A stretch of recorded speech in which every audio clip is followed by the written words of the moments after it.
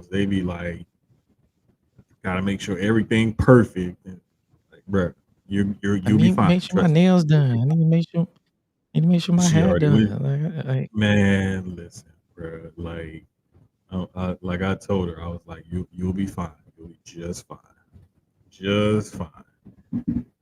But you know how that go, bro. oh yeah, I know. Oh, yeah. I was scrolling Facebook, and it's funny how they be revealing wrestlers' real name, and I'd be like, should I know this? This is should I know this? That's how I be feeling sometimes. I be like, should I be knowing this? Right. Like you feel dirty almost. Like I'm exposing the business even though I'm not in it. Hey dog. Listen. If I call a wrestler by their first name, 9 times out of 10, it's because I either really don't like you or I really like you. One of the two. And the context will always be there in whatever I tweet, say, or what have you. So Oh yeah, if I don't like anybody, I don't acknowledge them at all. pretty much. Like there's a certain wrestler that we'll probably talk about on this show, I'm guessing. But yeah, I don't even I mean, you've called him by his real name countless times on here, so you're fine. exactly. We all know who you're talking about. Like, here's my opinion. I will put the whole personal bias aside, and I'll be like, hey, listen, love what you're doing, love your work. Don't really care for you as a person. Think you're a grifter and a fake. But hey, yeah, you and Mika the same way. Yeah. So shout out to sis, man. She put out a tweet. She got some part of her doctorate or whatever done. So I think she said something about chapter 1. Yeah. Shout out to her, man, for sticking through it and everything, man. Like, oh yeah, because I would have quit a long time ago, brother. Listen, man. Look, it's a lot to try to go through, man, and it's a process, and you know editing your work and then you re-editing and submitting and blah blah blah blah, and just for her to get the word that she's well on her way, man, that's a big dope. Congratulations to her, for real. Congratulations! If you're watching this back, we always got love for you. So, and if I don't text you like I normally do, don't feel bad. I do that with everybody. I suck at texting. Sorry. Sorry. Like I tell people all the time, like unless you say, hey, I'm finna come over, like to my house, and then I will talk more in person than I am, because I was raised in the 90s, like, to where unless you we didn't specifically say, yeah, it's like unless you specifically say, hey, this is going, this is happening, whatever, like, bruh, I'll forget. I'll be out of it. Lady I get the natural raw honey from, she was gonna deliver it to me. Normally I have to meet her, and she texted me, say, hey, I'll be there in about 30 minutes or whatever. Da, da, da, da. Okay, cool, because they don't live too far from me, so I'm like, okay, cool. And I heard the alert pop up on my phone. I hear the dog going crazy, barking at the door, and I was like, who is this coming to the house right now? And I look on the Ring doorbell. Oh, that's the lady with the honey. Oh, okay, cool. Let me go and get this. Bro, I swear. Just like that, 30 minutes later, out of sight, out of mind. I forgot. I have a whole message typed out and everything. Something to happen, I forget to send.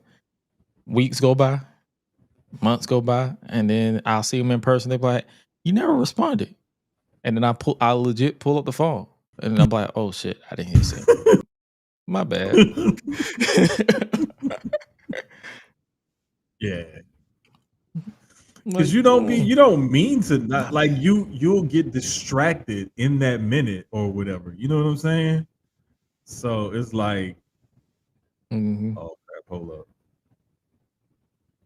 So it's like you don't really be knowing what's going on. Like you get distracted. Like just now, like I had a call come in and I forgot I got my phone linked to my laptop. So That's I don't probably know. why you was like out of sync for like a split second. Yes, that's why. These little things I was catching, I was like, this man's out of sync, but I'm gonna ignore it because I don't want to mess up his conversation. But that's the reason why I don't ever I hate doing the show directly on my laptop because my phone will ring and then I'll be out of sync for like a couple seconds because my phone's like, hey, we need to lock in. But speaking of locking in, I'm gonna go ahead and push this button so we can get the show balling on the road. Feeling like GRESH UNLEASHED. One time for the sickos. I'm all elite with the game from the get-go. Ain't full of no stardust, I'm a real nightmare, bruh. You can meet me at the crossroads. Business is booming, I feel like the hearse syndicate, and they tell me don't hurt anybody. I'm way too fly like Kevin, I could do this all night. Step back, it's a private party, I'm more dirty than dumb with the way I live. No saint like Ricky with the vibes I give. Looking at my watch, it's about that time. When I hit him with the toodles, it's a lot like Tiff. Might as well call me Tony, they don't even know that I'm timeless. AJ Francis, all I really know is first class. $1 million man, 2 prices, you ain't even over. Shout out to my dogs like Bron, baby, I'm a limit breaker. You're just a death rider, can't rest in peace. I saved that for the Undertaker. Proceed with caution, but you ain't Naomi. Can't book the team, your name must be Tony. IWC say you got to go. Hi-Lite Jermaine and GRESH, run it, let's start the show. Cool kids step to the front. Cool kids, too sweet sign for the click. Gotta get the people what they want. Gotta get Eradicate quick. Yeah, I'm like Seth with the outfits. Coming in hot, too live on your outlets. Running these streets like the prophets. Thank God for the new day, can't stop it. Jay Uso with the yeet. Eat, sleep, flex, and repeat. Whole new swag with a price on the tag like Javon on the young OG. Better recognize on the mouthpiece. See the power level gotta increase. Bring your content on the daily. Feeling like GRESH UNLEASHED. Greetings and salutations, ladies and gentlemen, boys and girls, non-binary pals, baby mamas, baby daddies, and everybody in between. Welcome back to the GRESH Unleashed podcast. This is episode 119 of the show that brings you the good vibes to the best of our abilities. Joining you as always is the voice that does the most, the purveyor of mischief, GRESH. And joining me as always is my guy representing the Suits Your Boys podcast brand, everything in between. He is the giant of the family. What's good with your big homie, big brother Jermaine? What's up, man? How everybody doing on this fine Tuesday afternoon? Everybody in the club getting tipsy. Hey, listen. Every time I hear everybody, that's my brain immediately goes to that song. Hey, man. Speaking of songs, certain things just happen like that, you know? facts. Speaking of songs, you peeping this beef between Joey Badass and the entire West Coast? Nope, not at all. I'm not even gonna lie, dog. That's that young nigga shit. I'm not even gonna lie, bro. I'm watching it on Twitter. That's how I'm keeping up with it. I'm just watching it on Twitter. I'm just watching it on Twitter. It's like certain people saying one thing, oh man, he got him, or oh, wait till this person respond. Oh, I want to see this. And I'm just like, oh, okay, cool. Like I'll keep up with y'all right here. I ain't gonna hold you. I had no idea this beef was like 4 months old. So what I did was I checked out a Twitter thread, a Twitter Reddit, and they had all the songs that was supposedly referenced in this beef. And I was bored at work, so I had headphones on, so I just listened to every song. So I literally spent an hour and a half just listening to music.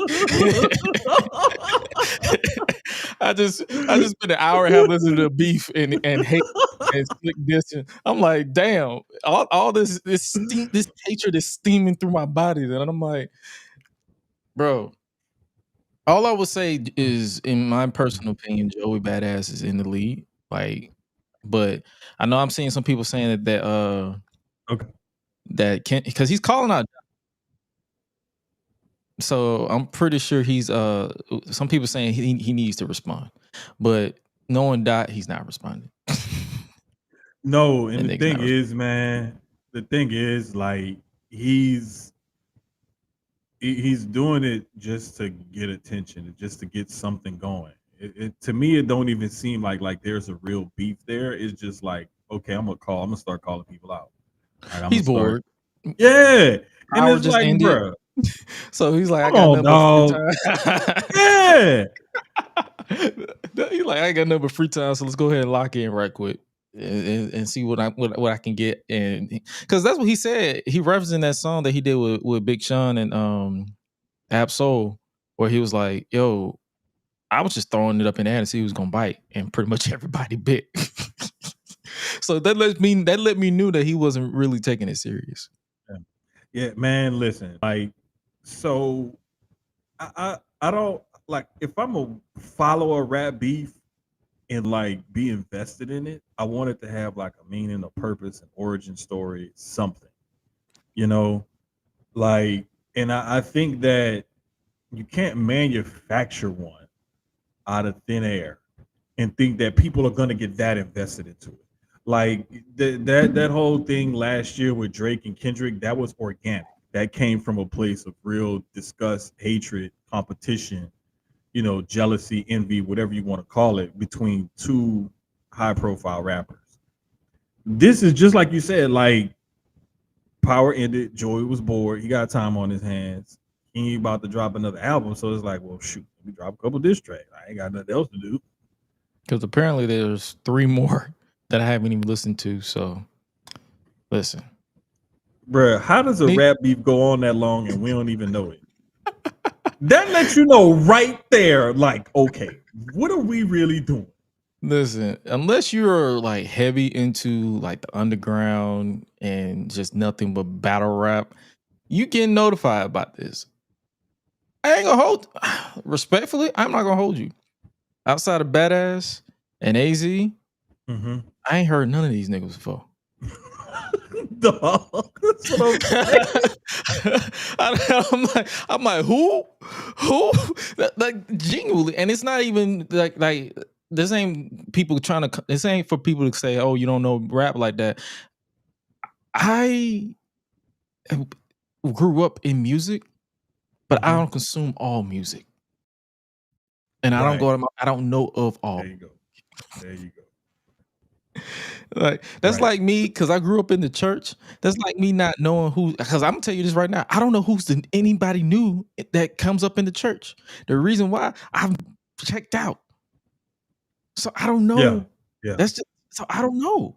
So I'm not, and when it comes to rap, I'm like, unless you got a couple songs on the radio, even though I don't really listen to the radio, or unless you got a couple songs that's trending, I'm not gonna hear about you. So, but I'll be open to listening to you, and I'll tell you, a lot of these people who I heard in this beef, I'm like, okay, I'll put you in my catalog. Bro, it's like I don't. I'm the same way. Like, I don't really listen to the radio. I'm not really trying to follow a whole lot of stuff or anything like that. So it's gonna be hard for me to know like who's who and what's what. Like, I've heard of Joey Badass before, and I don't even know who he beefing with, to be honest with you. So it's just like, it's not something that's present in mind for somebody like me. Like, it sounds like he's beefing with Kendrick. And bro, that's another thing. How you beefing with somebody that's not beefing with you? That is one-sided, brother. You have a problem and you decide to put it on record. It is a one-sided problem. Like, come on, man. Like, we losing the real art of rap beef. Like, I think somebody on Twitter had posted, y'all need to go back and watch Rap Beef Part 1, 2, and 3. And then come holler at me and let me know if this is a real rap beef or something like that. And it wasn't really a get off my lawn moment. It was more or less like if you really think this is a beef, let me show you what beef really is.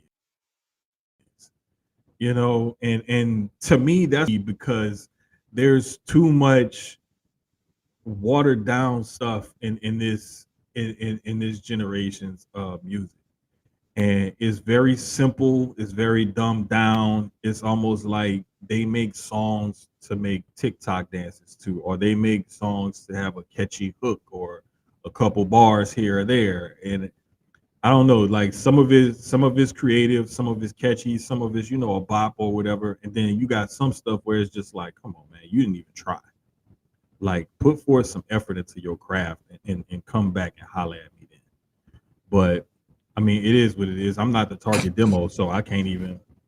Like, I ain't gonna hold you. Like, okay, cool. Hi-Lite said the beef more fake than the so-called Bow Wow Lil Romeo beef was back in the day. See, that beef was more so the fans putting them niggas against each other. Yes. Like, and when you think about it, because they was like, oh, Bow Wow is Lil Bow Wow, so Romeo was Lil Romeo. So when Bow Wow dropped the little, Romeo dropped the little. When Bow Wow got into acting, Romeo got into acting. They was always picking and choosing. They were just, you could tell they was like, it felt That's what I got manufactured. from it. Like the beef felt manufactured. Was there probably some animosity? Probably. I mean, it's the business, rap business. Like everybody ain't rainbows and butterflies with each other. But at the same time, most of the stuff you could tell was dragged on. Running on Twitch said Joey Badass got back up in the East Coast. He got Kai Cass, CJ Fly, and somebody else. I forgot their name among aiming shots at Rayvon, Daylight, and Kendrick Lamar. Listen, respectfully, I have no idea who the fuck Kai Cash is. I heard CJ Fly on this diss track. He got a nice flow to him. I think you're probably talking about was it Soul? Probably Soul. Probably. Vaughn, I love his flow. Light, love his flow as well, and you already know I like that. So, hey man, I'm cool with it if they shoot, like if it's giving y'all good music, but don't be surprised if I don't keep up after tomorrow, because I'm gonna listen to those last 3 diss tracks that y'all said they dropped. So, yeah, Man, I have a short attention span, bro. Let me tell you, like. There's just sometimes where you just have to call it a day and be like, you know what, I got an issue with this person or something like that. Like, if you really was about that life, about that business, this would have taken on a much more profitable form for all involved. It just seems like this was something that was almost manufactured out of thin air, and it was very one-sided. And then other people decided, you know what, I'm gonna jump in it because I don't appreciate what he's saying or what he's doing. And it's like some other people decided to jump in because it's like, well, I'm not gonna let y'all, team up on a gang like that. And it's like, do y'all really have a problem with each other, or y'all just trying to put out music and everything? And I think a little bit of both. Shout out to Eve from Black Announce Table. He was like, whatever happened to us getting summer anthems and the summer bops and stuff instead of, mid-ass rap beef songs. I'm just saying. Like, Kendrick found a way to give us both last year. So did Drake. Like, they found a way to give us both. They found a way to genuinely beef with each other and give us some good songs to listen to. So it's like, and then Kendrick he got some that's still getting, played and everything to this day. Mustard got a damn endorsement deal out of all of this. That's a real rap beat. Like when you get people where they taking on top of Super Bowl. Bro, come on, bro. Like that's a rap beat. When 50 Cent like hated Ja Rule and everything he stood for, that was a rap beat. He still hate him and everything he stands for. Exactly. To this day. When you had T.I. and Lil Flip, that was a rap beef. Yeah. Those are rap. Jay-Z and Nas, rap beef. I will go back further, but I can't remember all of them because I'm that old. But I do remember like guys like Big Daddy Kane and KRS-One and Dr. Dre, Eazy-E. Yeah, that was a real beef. You know what I'm saying? Like, Come on, man. We've seen real rap beefs, and we've This is seen just them put something to out pass the quality music. time. Like I said, he bored. Joey Badass is bored, and he's looking for a dot response. Will he respond? Tune in next time on Dragon Ball Z. God damn. He gave him the whole go home. like tune in next time. Tune in next time on Dragon Ball Z. Hey man, that is like the perfect like little cliffhanger when like you just ready to like, all right, let's put on this shit. So we can one last thing before we because I found this because we might as well talk about both of them are prominent. Would you and shout out to Corey on Twitter, Corey Hayes on Twitter. Are you taking a Penta chop or a Gunther chop? Penta. You sure? Hell yeah, the Penta. You sure? Because Gunther about my height, my size, or whatever, right? And I see how big my hands are. Yeah. And I look at somebody like Penta, he's a smaller dude, he got smaller hands. Like it would take up less surface area to mark that's gonna be on my chest, regardless of whose chop I take.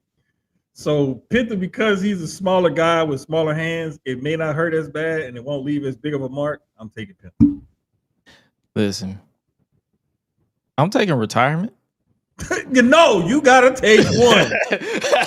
You cannot ain't no way you getting out of it. You gotta take one. Because I saw your tweet earlier and I was like, nah, I'm pressing this on the pod tonight. Listen. I'm about to wiggle out of this. I listened to Gunther. He said the worst chop he's ever received was from Penta. Yeah. So I'm going with Gunther.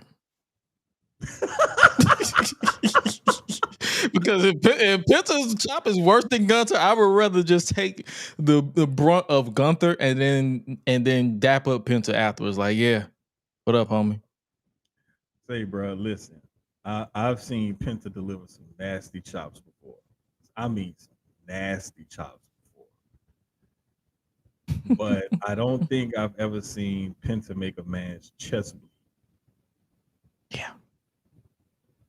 And like I said, me and Gunther probably, who knows? Because like I've seen him next to people that I've seen in real life, so I might be a little bit taller than him or whatever. We probably close to the same size. I did lose a little weight. I've been keeping it under 230, so I'm proud of myself. But nah, man, that I wouldn't want. I just put like if I put my hand over my chest. And I look at that and I'm like, okay, like let's take somebody like 5'8" and put their hand here. Okay, you know what? Yeah, I'll take the 5'8" hand instead of the 6'5". I wouldn't always base it off of height though, because some people be short with big ass hands. Listen, all I know is I don't want my chest to bleed. I'm pretty sure your chest gonna bleed regardless. I think I will live. Penta, when he chops, he does not keep that glove on. No. And see, here's the other thing. Sometimes he does, sometimes he doesn't. So that also, I may have a shot if he keeps the glove on. If it's before he does the glove slap and the toss and everything, I got a shot. Listen, brother. But I feel like I need you to listen to a compilation of Penta chops and a compilation of Gunther chops and compare them and get right back to me next week to see if your stance remains the same, because I feel like Penta's is probably worse in some way, shape, or form. I don't know why. I know they're both horrible. Like this is a battle of horrible and bullshit. So yeah. So it's like I don't know, man. But yeah, this is like, do you want to get shot and bleed out or stabbed? Like either way, you gonna bleed. You gonna bleed out. You gonna bleed out. You just gotta pick which way do you want to bleed is out. In your future, regardless. It's just depending on which gun you want to take. You want the gun or the knife? Like, look, give me this one instead of the other one. Like that's choose your weapon. That's basically what it is. Yeah, choose death, your fight. Either way, death by chop or death by chop. Yeah, man. It's Running asked me just why haven't I done WWE live reactions anymore. I was having fun seeing. I ain't gonna hold you. I've been busy. It was either like be on live sleep deprived, because I'm telling you right now, I've been falling asleep a lot on these shows. I don't know what it is. Cujo said Penta charges up his chops with the pervy walk he does. Smooth operator. Stupid, man.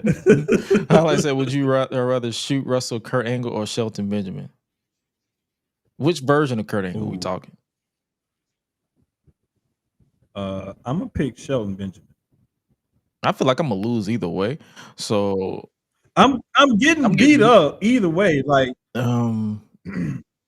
I would just rather get like national champion D1 level beat up than Olympic gold medalist. When you put it that way, yeah, Shelton makes sense. For my physical health, Shelton Benjamin makes sense. So yeah, and plus I feel like he may take it easy on us because we brothers. Nah, he look. So he may be for like, a reason. Look, I'm hoping that complexion protection will work in our favor. He's like, oh, we got the same complexion. That means you are tough like me. So boom.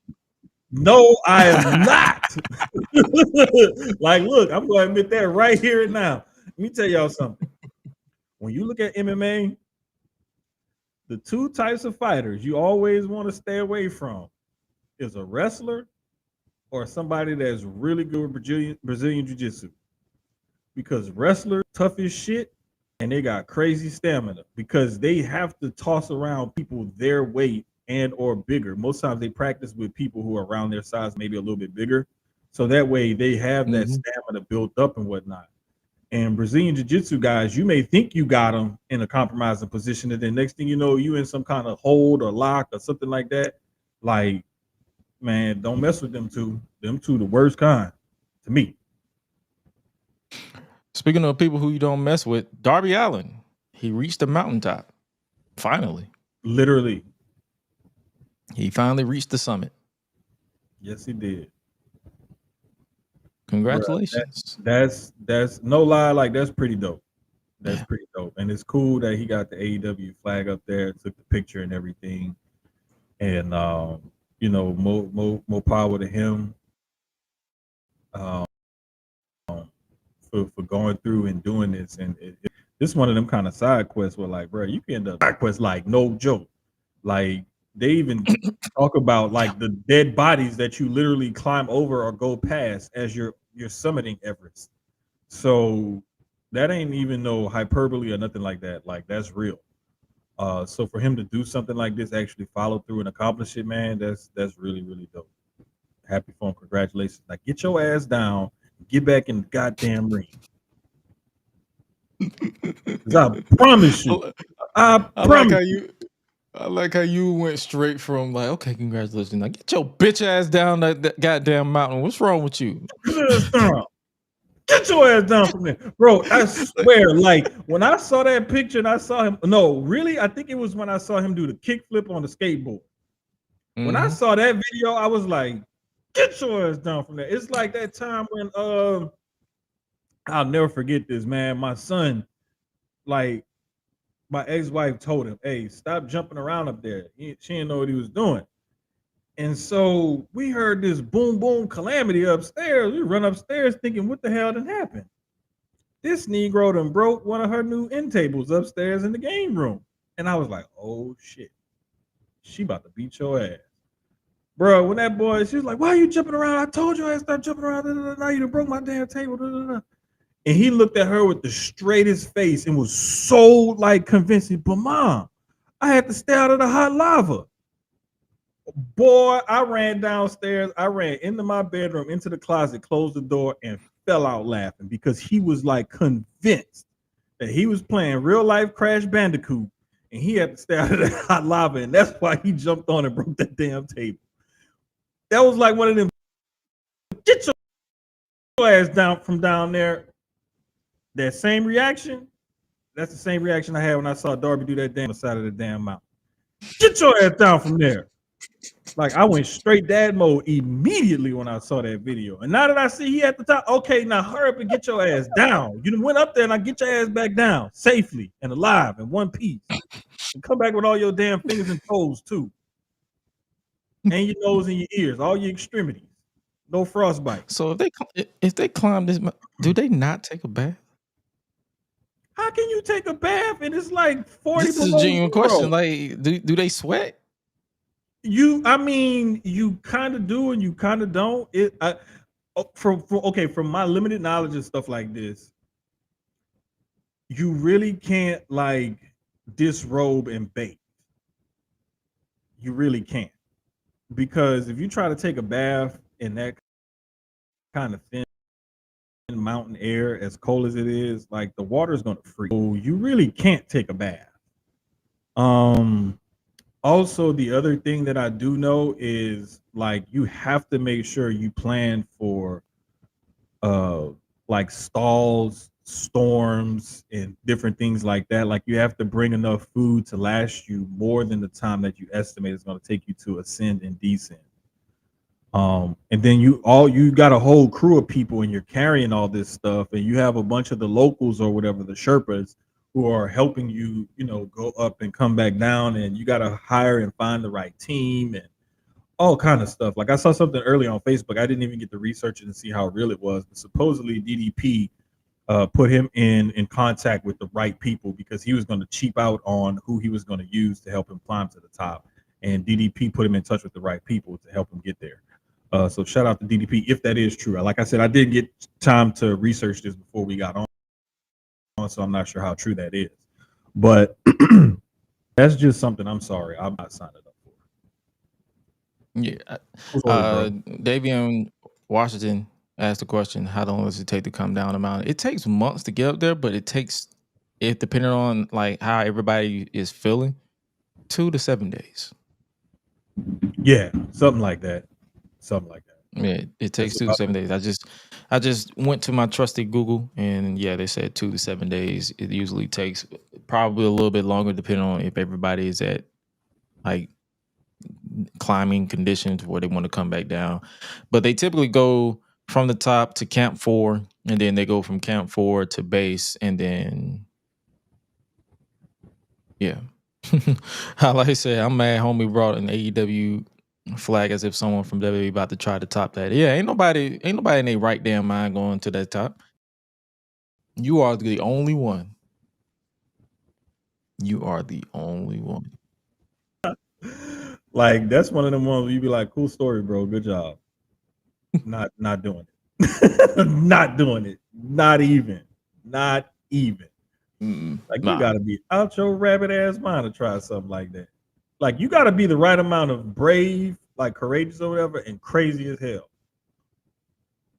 You gotta have the right mix, because ain't no way I'm about to try to climb the highest peak in the world and these kind of conditions and everything, and put literally my life and limbs on the line. Man, hell no. Speaking of putting life and limb on the line, Money in the Bank is being shaped up very over the next couple of days. We have so far on SmackDown, we have Alexa Bliss has qualified for Money in the Bank. Shout out to her. She defeated Michin Mia Yim and Chelsea Green. Mm-hmm. So that was the first qualification this past Friday. And then this one kind of got some people on social media in a tizzy. Solo Sikoa also qualified for the men's Money in the Bank. Yeah, we're gonna thumb some people at Money in the Bank. Some people gonna get thumbed. All they gotta do, if they worry about their thumb, all they gotta do is just take a ladder and just say, you got the other thumb. That one just not wrapped up. Break both of them. Look, put both hands in there. And then just have them like that, just like, That's all you gotta do. Hey, no, you know what you really do? You put his arms in there and do a Finn Balor double stomp to the ladder. Just like, look, we ain't even gonna worry about the thumb. We're just gonna take both your arms out. You can't even climb the ladder. You can't do nothing. Now your arms broke.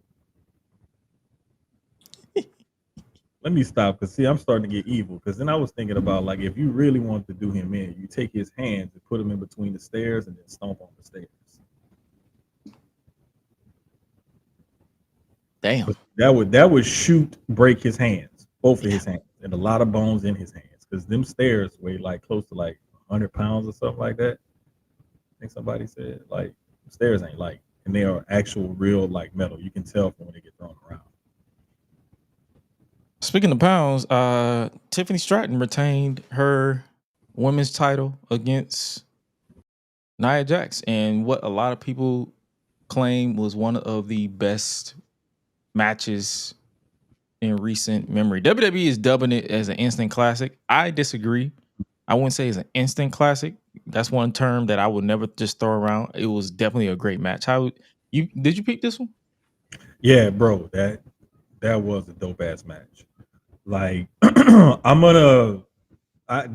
was one that I haven't rewatched yet because I want to give it a little bit of time before I go back and rewatch it. But that's one that I want to go back and rewatch and see if I feel the same way as some people do. And I know a lot of the times you can be prisoner of the moment and say like, "Hey, it was a really good match," and it was one of the best matches ever. It was an instant classic, and it's like, will it stand the test of time? Is this one of those matches like the Shelton Benjamin Shawn Michaels match on Raw, or the John Cena Shawn Michaels match on Raw, or I believe Brock Lesnar and Kurt Angle had like an Iron Man match one time on SmackDown. Yep, still love that one. Yeah, like there's certain ones that you can just recall sometimes off the top of your head, or maybe with a little bit of research, behind it. But there's certain matches that happen on SmackDown or on Raw that you say, oh, you know what, this was a underrated, like really good match, one of the instant classics that we've seen. But I always want to give it a little bit of breathing room and kind of go back and watch it. But I mean, it was a really good match. Just off of first rip, watching it and not going back and rewatching it, that was a really good match. So they told the story. There was a lot of kickouts and stuff like that. Like, it was a good match. And shout out to Nia for getting busted open the hard way with that chair. She had it backwards. She had the protected side towards Tiffany instead of the other way. Mm-hmm. So she got all of that. Yep. And was bleeding immediately. I believe it was the same kind of way, or it wasn't the same way. It was similarly to when, if you remember when Shawn Spears was in AEW, he hit Cody with the chair. Mm-hmm. How the ridge of that chair busted up Cody's head. It was the exact same thing, except the chair was turned around where that back ridge part was sticking out. And I guarantee you that's the part that put the gash right in her head, like you said.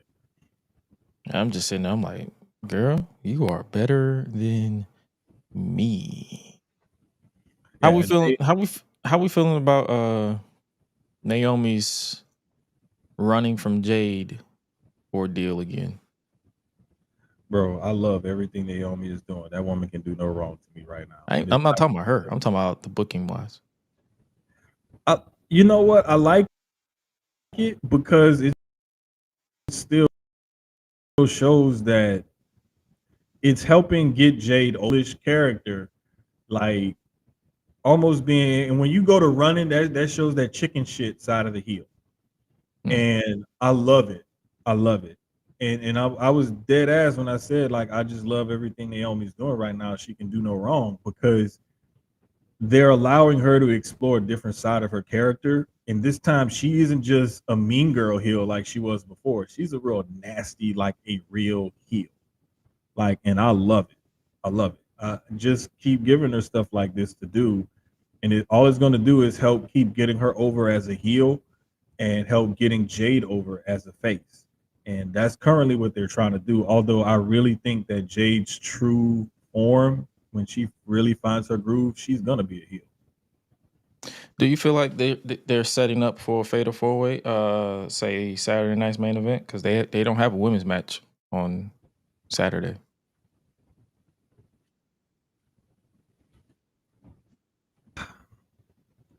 I wouldn't mind it.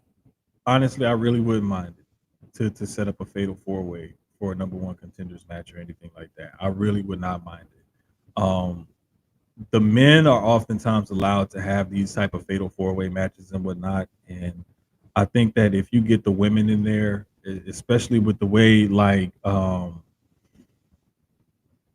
some of them have been cooking lately. Like Highlight just said, like Jade and I aren't getting enough credit for the bangers they've been putting on lately.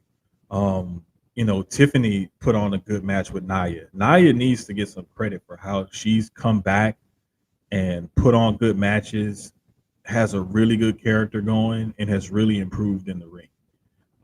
In the last couple of outings that Jade has had, she's shown that she's really improved in the ring as well. I mean, she still has some things to work on. Her and Tiffany both do.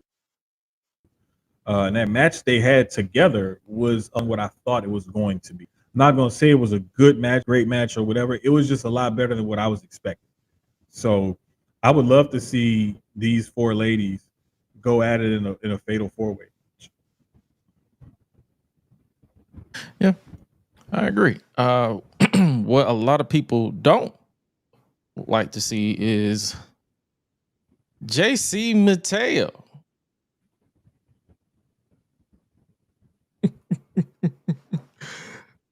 Jeff Cobb is no longer Jeff Cobb. He is now JC Mateo. He I swear, he sounds like he's a member of a 90s boy band that's on the reunion tour. And he done got a little fat, a little chubby or whatever. He like, but similarly. Let's say if one's big like Bobby Brown, but Bobby still does the new edition moves and dance steps, that's JC Mateo. That's what I feel when I hear that name. I think 90s boy band on a reunion tour, playing the sold out shows, still trying to prove they got the moves and everything, but he go in the back and he be having ice on his knees and drinking hot tea and got the Theragun out and everything. Like, look at that look on his face. Look, see that's that look when you try to hit that move that you hit back in 99, 2000, 2001 on that tour because that album was double platinum, and now you trying to do it and you're in your 40s and it ain't really working for you, and you start to feel that tendonitis killing you. Like, yeah, brother, yeah, I know that look. Trust me, I know that look. Look, if I'm in the kitchen doing too much, I get that same look on my face. Listen, man, I don't hate it. It just sounds weird. But I do question the fact that they had him wrestling in his jeans. What the hell happened to? Look, you could change his name to JC Mateo, whatever you want, and he could tear up your heart and everything else, and he could miss the dance steps and forget the moves and everything else. But I'd be damned. Why y'all got him wrestling out there look like he just came from picking up the kids in the pickup line at school or something? Like, bruh looked like he was like at home changing the spark plugs and was like, oh shit, I forgot I gotta go pick up the kids. Yeah. Listen, yeah. Like, what the hell, man? Come on now. And I'm not gonna hold you. This match was enough he good changed his to name. me. And he sounded like a damn. You got him looking like a dad in the school pickup line. Like, he really looks like a member of a 90s boy band now. Like, all the way. I swear, if all he need is like an 8 or 9-year-old with him. And then like poison. Hey, Solo is the fly, flashy one, and Jacob is the one that wanted to be a rapper, but he was a better singer than a rapper. So they just Bill DeVoe. Bingo. And wait till Tongaloa come back and him and Thomas standing there. Then they gonna look like the real new edition. Mm-hmm. The new bloodline is the new edition of WWE. Solo is Bobby So Brown or bad, Suge Knight, whichever one. made me feel so sad inside. Let me stop, man, before I throw my back out or something. I need to relax. So I'm about to break. I'm about to herniate a disc just from fake dancing. Like, what the fuck going on? I'm gonna be doing the rest of the pod laying down on the sofa. He's like, all right, we got to make some changes. Hold up, you got. I'll be right back.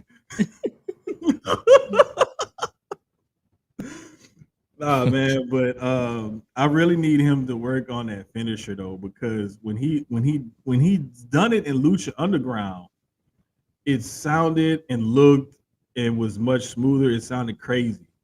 But when he did it Friday night on SmackDown, I was like, what happened? Like, I know LA Knight's a bigger dude, but it's like, God dang, bro. Like, why it looks so like slow to the Samoan Spice Boy?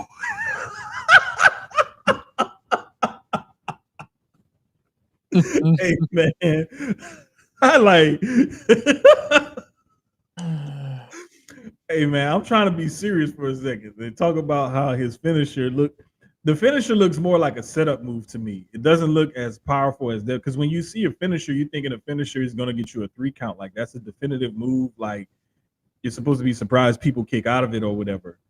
And when he did it, I saw it, and they called it the Tour of the Islands, and I was like, it's got a cool name and everything, but it just don't look like that's a finisher. I think It you just looks you just said your problem. LA Knight is bigger. When he did it in Lucha Underground, he did it to tiny opponents. Mm-hmm. He did it to like Ray Phoenix, did it to like Ricochet, and they was selling it like death. Whereas when you're dealing with someone the size of LA Yeah. Knight or someone the size of Roman Reigns or Solo Sikoa or Jacob Fatu, they're not going to sell it like death because they're the same size as Jacob or bigger. And you So he can't needs swing them around as wildly as you can the smaller guy either. So yeah, that's the only thing. It's like it's not a bad move. It's just not meant to be used on bigger guys.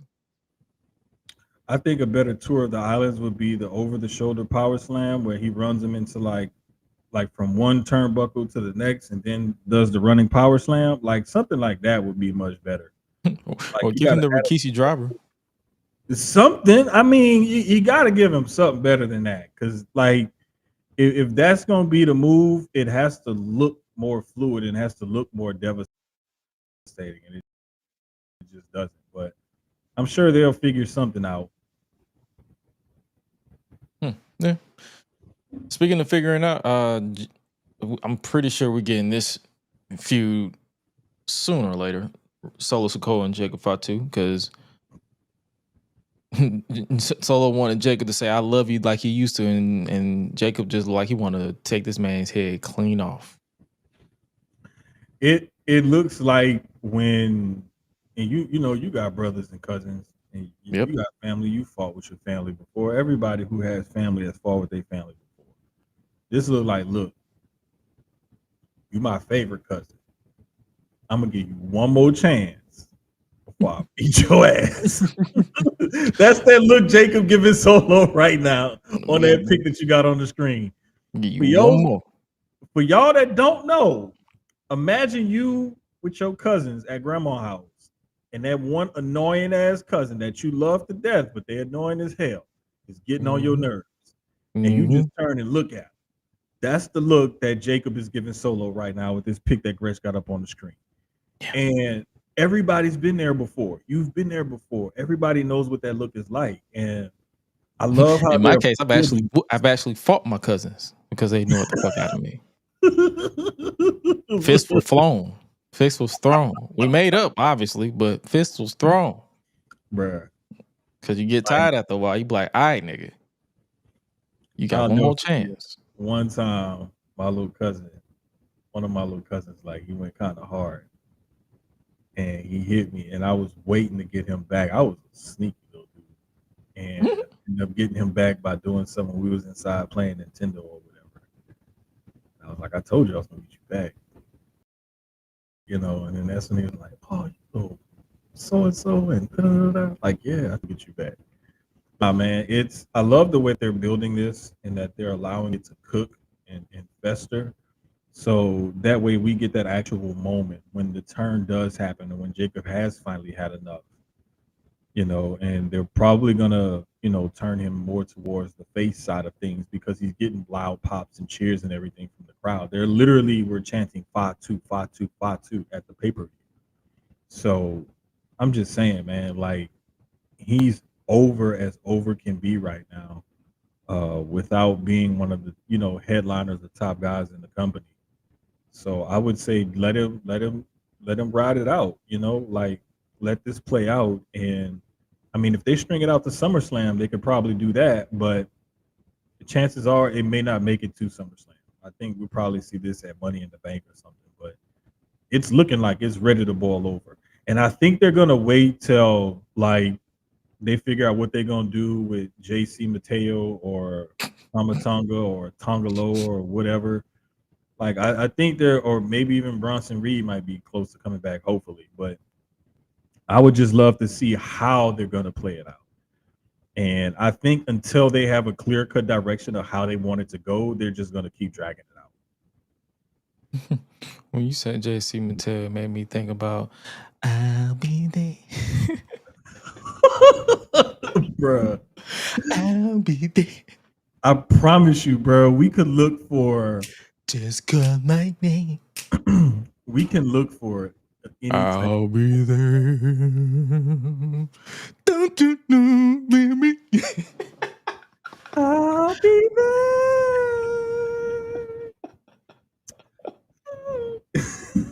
Just call my name. I'll be there. Boy, I almost washed my whole setup. Don't you know, baby?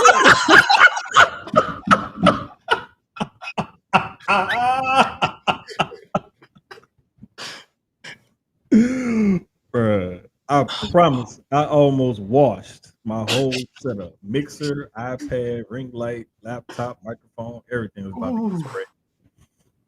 Oh boy. Ooh, I almost lost my lunch, my dinner. Hey, relax, dog. Relax. Hey Yeah, man. See, unlike some of y'all, we're not gonna lose our sleep over name change. We're just gonna make jokes. Pretty much.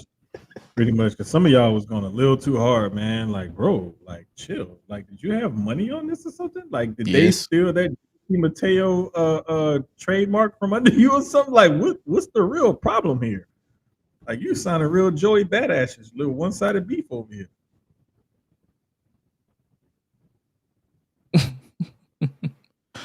Oh man, but what isn't one-sided beef is what happened on Raw, and that is more Money in the Bank qualified matches, and that is Rhea Ripley and Roxanne Perez have qualified for Money in the Bank. How are we feeling about this field thus far? We got former world champion, obviously one of the main attractions, so obviously she's gonna be in the match. Alexa Bliss in her first, I guess you could say this is her first pay-per-view match back since the Royal Rumble.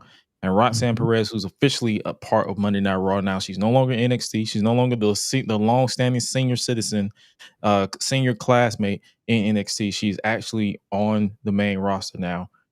How are we feeling about this thus far? I think they're gonna raise the briefcase and they're gonna actually use probably a 10-foot ladder now. Because at first, when it was just Roxanne and Alexa, I was like, they're gonna use a 6-foot ladder and lower the briefcase. Because this looked like you said, it looked like we LC with Alexa and Roxanne at first. And I was like, hey, do not disrespect Torito and Hornswoggle like that. But I get what you're saying. Like it's like that line from that gift from the movie, like he's out of line, but he's right. Yeah, he's out of line, he's right. Oh, that's the right. the black, the Falcon and the Winter Soldier. It's one of them damn Marvel movies. I can't remember which one it's from, but yeah, Captain America, Black Captain America. He said that, but I mean, it was the truth. And then we get Rhea Ripley put in. It's like, oh, okay, so we're gonna have average ladder, average height of the briefcase now. But I like it because The only one that I'm kind of like leery of is Alexa, Mhm. because the little bit that we've seen of her since she's been back, I haven't really seen where she could fit into a Money in the Bank ladder match. You're gonna have it's gonna be a spot fest, Yeah. because you're gonna tell some of a story in the build up to grabbing the briefcase, and you're gonna have those almost moments and everything. But where does she fit into this type of match? Because it's a very difficult, very physical, hard type of match where it looked like these people gonna need at least 2 weeks off once they finish competing. And the women always try to upstage and outdo the men. So like I remember last year when Chelsea Green took that bump from off the top of the ladder through those tables. Like, bro, we talking about, and then like I've seen some of the women do some of the slams into the ladder using it as a brace between the table and the ring and the announcer's table in the ring. Like we've seen these ladies go hard in these Money in the Bank matches. I just don't see where Alexa fits into that whole mold. Yeah. I mean, the last few Money in the Bank ladder matches she's been in, she didn't really do too much. Like she was pretty much there to be like the base of Mhm. of the match. Like everybody was doing the spots and all that stuff, and she was like the guy, the person who was just stopping people from climbing the ladder, hitting her big forearm, and then finally reaching the top and winning it. I think the last time she won it was it 2018? It was 18 or 19. Hold up, It was because I got it. 2018. It was 2018 because 2019 was Bailey. Let me see. And Bailey cashed in on Charlotte Flair after Yeah, she it was won. 18. So It was 18. 18. Yeah. So yeah, that was the last time she was a full heel back then. So Mhm. this is a different playing field for her. This is her first, like I said, this is her first pay-per-view match back since the Royal Rumble, because they had her off for a bit because they didn't have nothing for her, but now they have her in this. And as far as Roxanne is concerned, you already know she's gonna go crazy in the match. And if we go based off of what happened on Raw, she might have some assistance with the Judgment Day. Yeah. Oh, you know what? Alexa was at Elimination Chamber. She was in the chamber. I remember because the thing that made me remember is her face when Jade was beating up on Naomi, She was in that. and the Damn. fact that she looked like she was gonna win at one point, and people were pissed. And then when Bianca finally won, they were like, "Oh, okay, cool." Because I remember people were gonna be pissed if Alexa came back, jumped into the chamber, and then won the match. Like, yeah. They would be pissed regardless. Like, Oh, I don't give a fuck about these niggas. Niggas are extra annoying. Also, we had an unfortunate injury on Raw because it was supposed to be Rhea, Kyrie, the returning Kyrie Zane, Mm-hmm. and Zoe Stark. And unfortunately, Zoe, I'm not finna show the injury, obviously, but Zoe hit her missile drop kick from one side of the ring to the other, and her right leg went one way, her body went the other. Bro, I really hate that for her. Like, and I know some people have issues with her, some of her statements and political stances, whatever. But you don't have to like a person personally to not wish them, a terrible injury like that. Like, just be a decent human being and be like, "Hey, damn, that's messed up," or don't even say anything at all. But I met I her in believe. Detroit, SummerSlam 23. It was myself, Mhm. Hi-Lite, and we was and MJ. We was Mhm. we was there, and I think it was they just threw her and Shinsuke in like the photo op, and she was extremely sweet. And it's like she could have been like, all right, get this picture and let's keep it pushing. But now she took the time and was just genuinely nice to everybody and big smiles and all that stuff. Mhm. So yeah, I would never wish an injury or any type of like or laugh at somebody's injury because one, they put their bodies on the line to entertain us in any type of contact sport. You shouldn't wish that. And like the only way I would say, even then I would like side eye you if you did. The only way I would ignore you talking ill on someone is if they are flat out abusive or they've done Mhm. like straight up unforgivable acts. Right. But just for someone who having a different opinion of you, that it's like just kill it. Like, Yeah, it's not worth all that, man. And like, she's an extremely talented wrestler, and I was hoping like they would give her more shine when they cut Shayna and they decided to keep her. yeah, And I mean, like, I love watching her wrestle. I love her in the ring, and I love when she was down at NXT and everything. And it's hard because it was almost like, man, she was doing it because the timing between her and Kyrie to take the move was kind of off. And she was pulling up basically to kind of save herself and to save Kyrie from taking the move wrong, you know? yeah. And man, it's just one of them things like JT from Marks and Mike, shout out to Marks and Mike, said it just break your heart to see a freak accident like that, man, because like, thank God, knock on wood, I've never had any of those terrible, leg or knee injuries. It's just been sprains and different bruises and stuff like that. But Yeah, because like, those are harder to come back from. bro, I believe it was, shout out the professor. He said his wife is like does something with physical therapy or something like that, and says it looks like ACL, MCL with a possible tibial fracture or something like that. Like, there's a few different injuries that it could be, just looking at the way her knee and the leg and the body and everything went. So it's pretty serious. Probably she's gonna be out at least. I'm estimating at least 6 to 9 months, at Yeah. least 6 to 9 months, maybe longer. But and then with those things, you never know how they heal with infections and stuff like that either. So And it might be time for her to retire that move because I believe that particular move also concussed Dakota a couple of months back.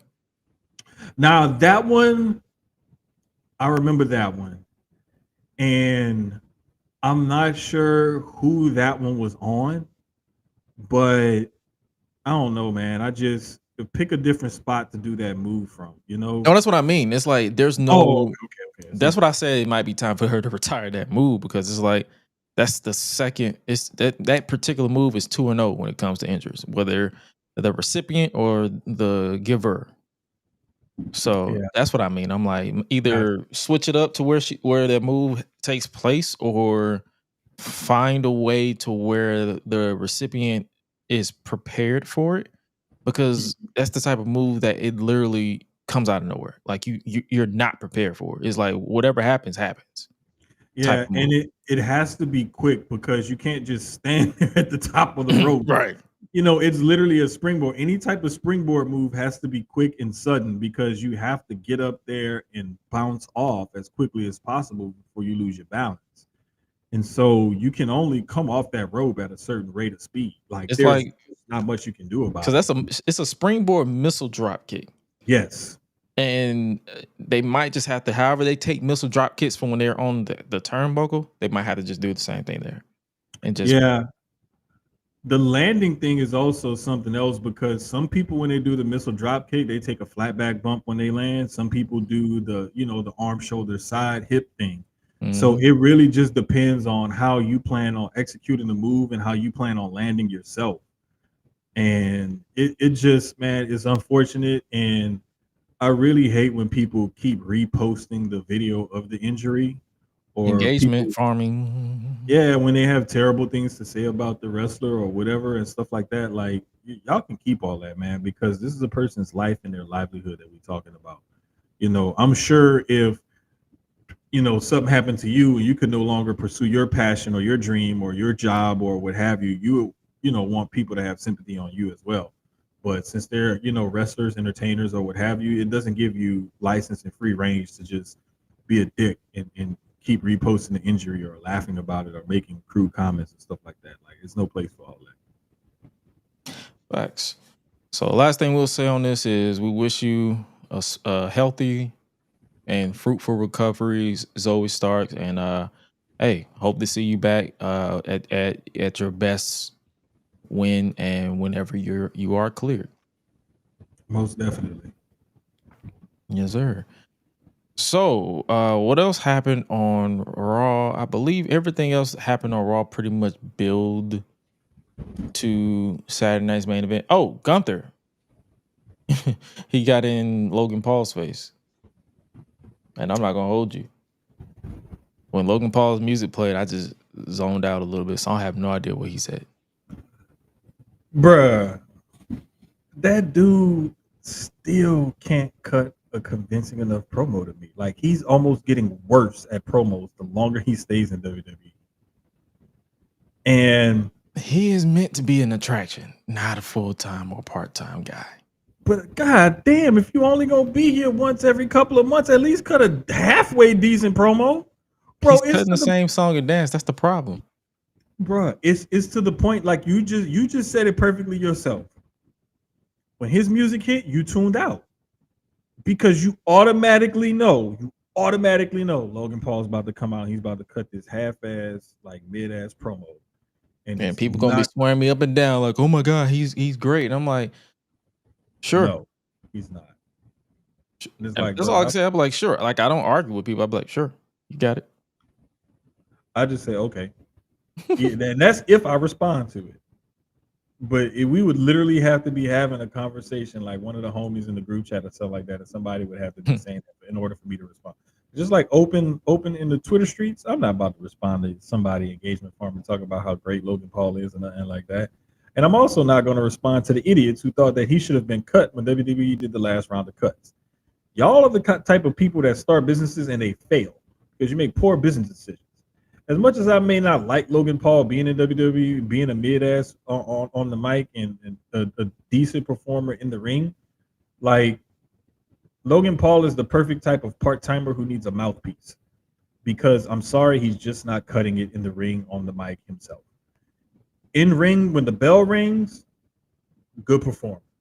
He can wrestle, and he does have that main event attraction to him because of who he is in the audience, that he brings eyes to the product. And he can put on decent matches. We've seen him put on decent matches and have, very good high spots and whatnot. It's just he outside of his name recognition from being a famous YouTuber content creator, he has no cachet to put butts in seats with his mic skills. He just doesn't. He just has a punchable face. Yes. He's the part-time content creator who wants to come in and take a spot from somebody. And so Gunther is really going to call him out on all of that right now. Dre said bring back Dutch Montel or Zeb Coulter for the WWE fans and put him with Logan Paul.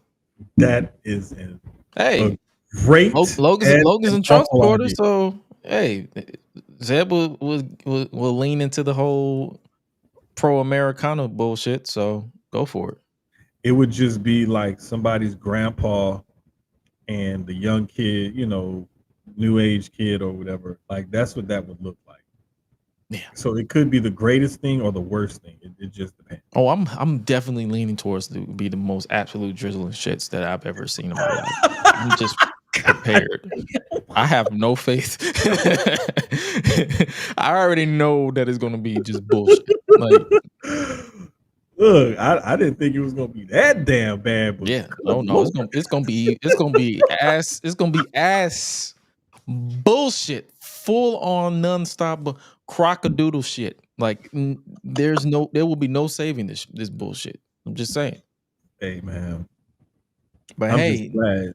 But how personal feelings aside, we know why Logan Paul is here. You don't have to keep telling us up and down why he's here. We know he's here because he brings eyes to the product. We know he's here because people love to boo him.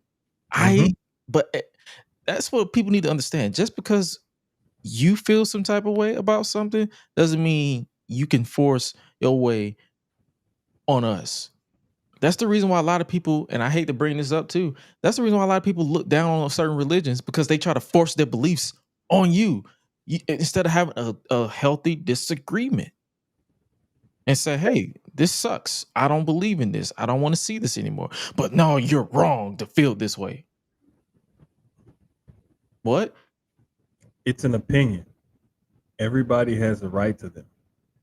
And despite what you may think, opinions are like buttholes. Everyone has one, and sometimes they stink. It just is what it is. It's nothing you can do about it. You can't change people's minds, the way they feel about something. That's a person's personal opinion. You can't state an opinion and make it a fact. That's just something that people need to stop doing. And the more and more people try to state their opinions and pass them off as fact, the more and more we're going to keep having frustrating arguments and the type of engagement farming conversations that happen on social media. Yep. And speaking of engagements and farming or all this responsibility, I ain't even talk about what Gunther said, because he basically said, I'm going to whoop your ass on June 9th, whether you want to lose or whatever. But speaking of them, we got Roxanne Perez giving out dry ass chicken nuggets and may or may not be sanitized apples to Carlito. Hey, listen, shout out to Lovely. I know she was in the comments earlier, but she put out a tweet that and I wholeheartedly agree with this. That she says that Roxanne fits in better with Judgment Day than Liv does, and she does. Just looking at this picture, you can tell the dynamic of how things are going to go. Dom, Carlito, and JD are looking at Finn. Roxanne is looking at Dom. And Raquel. what's her name? Raquel is looking at Roxanne. Like, bitch, what you doing here? Now, let me point out one other thing real quick. People are talking about the nuggets that she gave Dom, right? Mm-hmm. Yeah, Dre, we know Roxanne is a much more fluid wrestler. Liv is a lot better than people give her credit for, and I will say that. Yeah. But she's also another one of the ladies or wrestlers, I'll just say wrestler, that's put in the work and gotten a lot better in the ring over time. So ease up on that. But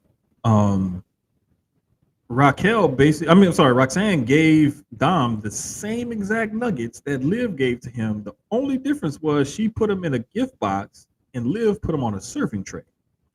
Those are the exact same Tyson frozen chicken nuggets that you can buy at Sam's, and it's like a 4 or 5 pound bag of chicken nuggets for like $20. That's the same chicken nuggets that they used to serve in school and everything else. So people who talking about, oh, she gave him them regular old nuggets or she gave him them frozen nuggets, go back when Dom was sitting there after Liv gave him that tray of nuggets. That's the same damn chicken nuggets. And the funniest part about all of this is that they gave him nuggets and not tendies because he likes tendies. Mm-hmm. That's her first mistake. Bingo. He's a chicken tender slut, not a chicken nugget slut. Now, had she given him chicken tenders, I would have said she got Liv because Liv gave him nuggets. Tyson does make frozen chicken tenders. They're more expensive, but they do make them. Just saying. Yeah. Come on, catering. Do I'm not something gonna buy that shit. Bro, matter of fact, I gotta put this chicken. As soon as we get done, I'm gonna put the marinade on and put it in the fridge because I was defrosting. That remind me, why she give him chicken nuggets in a box that you get from JCPenney when you wrapping clothes up? Bruh, I thought she got him a new shirt or a hat or a new side plate for the title or something. When I look at the white box, I'm thinking, oh, she got him a little gift. And he opened that box. I was like, I know the bottom of that box is semi-greasy. It ain't cold. Because when you warm up them nuggets like that, it don't matter if you do them in the oven or in the microwave. They got like a little slight like moisture, like grease or water, whatever it is to them. Mm-hmm. And I know damn well that shit soaked through the bottom of that. Because that box, if that box gets 2 drops of water on it, the whole box about to fall apart. Mm. So how them nuggets didn't fall through the bottom of that box, I don't know. Maybe they taped it or something and then put the nuggets in there. I don't know. But yeah, that was kind of weird. And then she gave Carlito the oranges, the apples in a damn gift bag. That you get from Party City. Yeah. I'm like, what the hell? Like, I don't know. It just seemed kind of the apples should have been in the basket and the nuggets should have been on a plate or a tray.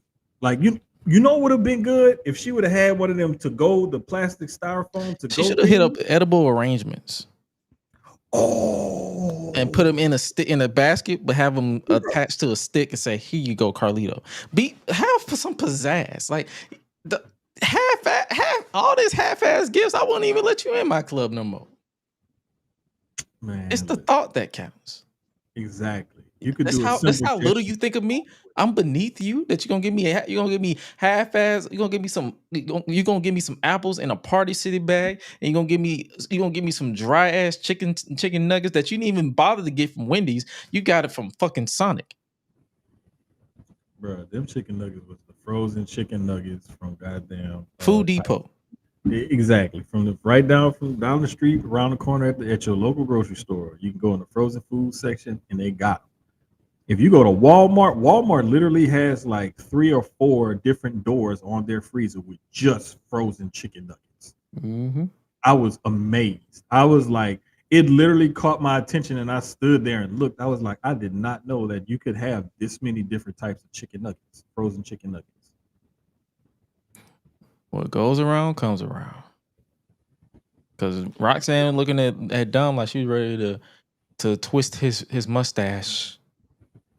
Mm-hmm. And Raquel looked like she was ready to just cave her chest in. I think I made fried chicken this weekend or something coming up. I'm gonna go buy some steak. I just did steak the other day. Bro, Yeah. I'm about to send y'all a picture right now to the group chat.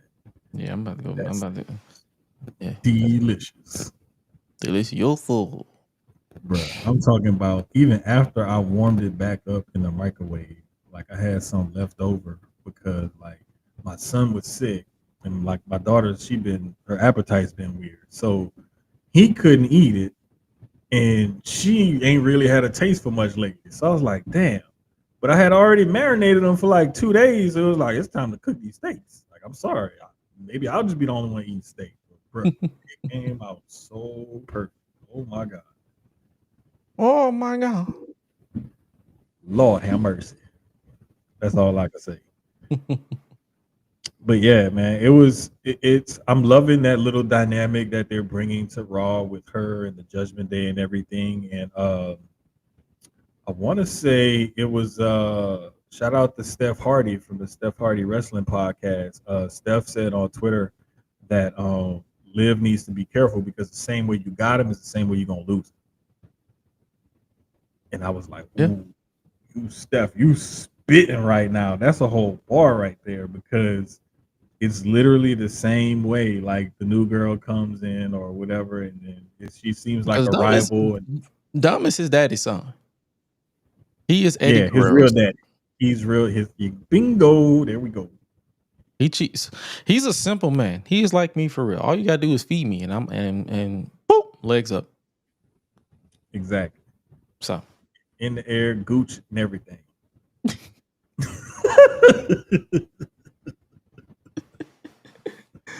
All right. Moving on to this weekend in wrestling. I'm just gonna tell y'all this right now. We're not even going to cover Battleground this weekend because I forgot. And I have not been watching NXT for like the past 3 weeks. I don't know what the hell's going on. It wouldn't be genuine for us to even acknowledge NXT. We might do it Thursday on Public Enemies Podcast every Thursday, 7:20. But for this episode, we're gonna stick to Saturday night's main event because that goes down this Saturday, and we're gonna stick to AEW Double Nothing, and that goes down this Sunday. Both at, I believe, at 8 Eastern Standard Time. So, hey, man. Yeah. Huge weekend for wrestling. Yeah. So if you need some to watch this weekend and you feel like you got time to kill, Saturday night's main event is for you. Definitely. So I'm looking forward to it because my daughter requested that I remove the second television from the living room. She was like, "Can we make it more of a family space instead of a man cave?" And I was like, "All right, bet. I'm gonna take my PS5 and put it back in my room too." She was like, "Whoa. I just said move the other TV." She said, "Hold on. I didn't say nothing about the PS5. You can leave the PS5 there, but the other TV, can you please put it back in your room?" She said you got too much dip in your chip. I was like, all right. I give you that. I give you that. And I realized like I like sitting in my chair with my ottoman more than I like sitting on the sofa. So I was like, yeah, I think I'm gonna put this back in my room now. So that way I could have one TV and the other TV, and I could just watch my stuff at the same time and be chilling. Cause like if I'm watching wrestling and like me and the kids watching the game at the same time, like wrestling is always gonna be on TV Junior, and the game gonna be on the big TV.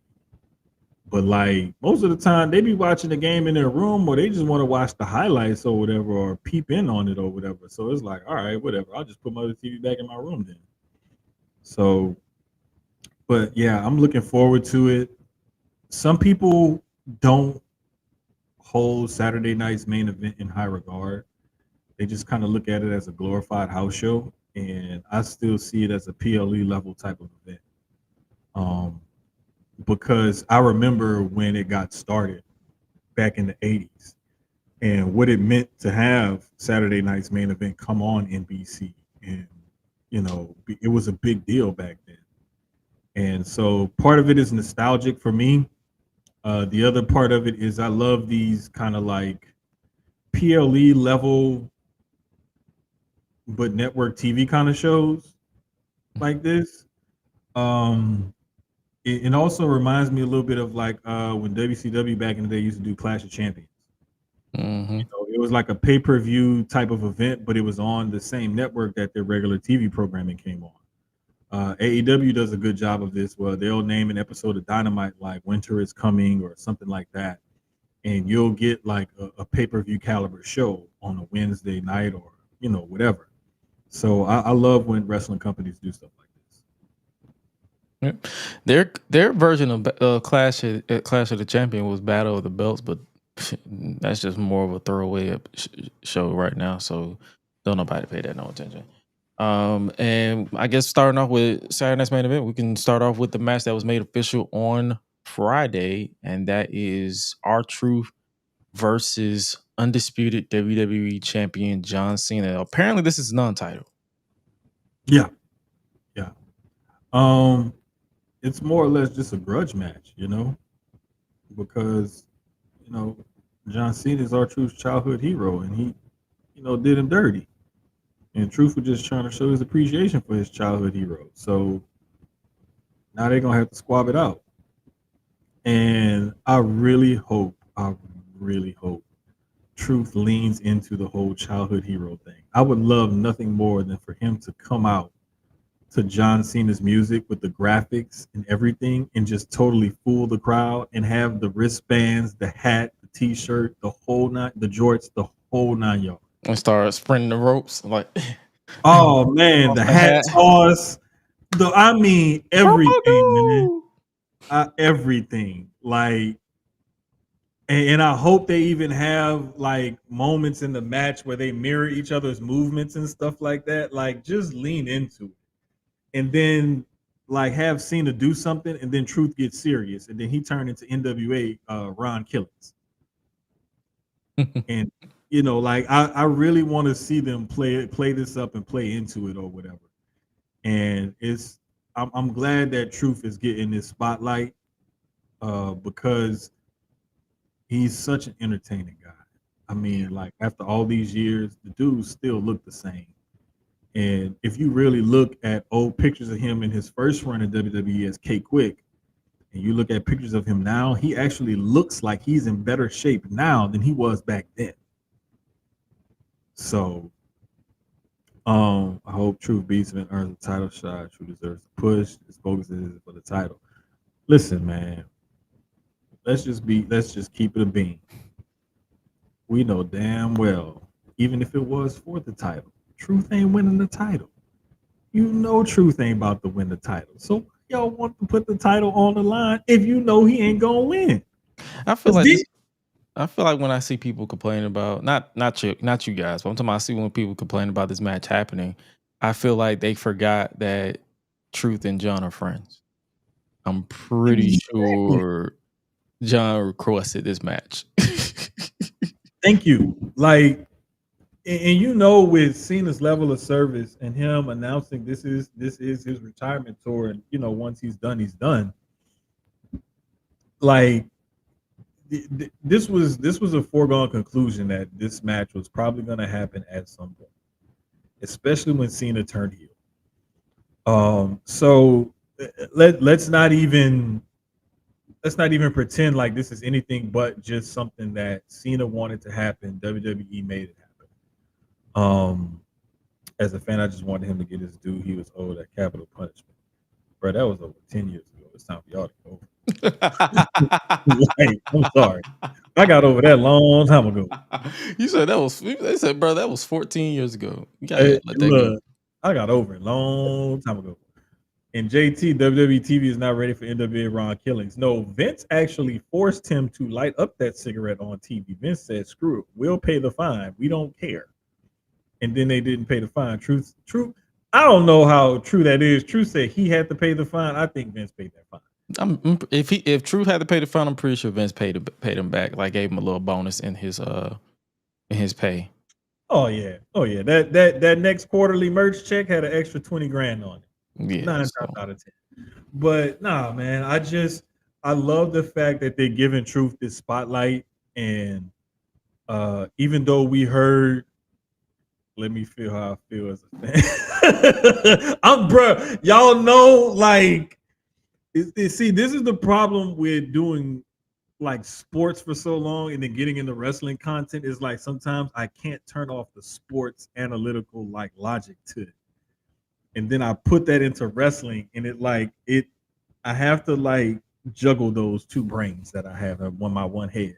But anyway, I love that Truth is getting this spotlight for real.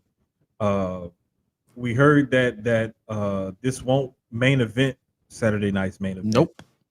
But I think that they'll give him at least 10 to 12 minutes of a decent match.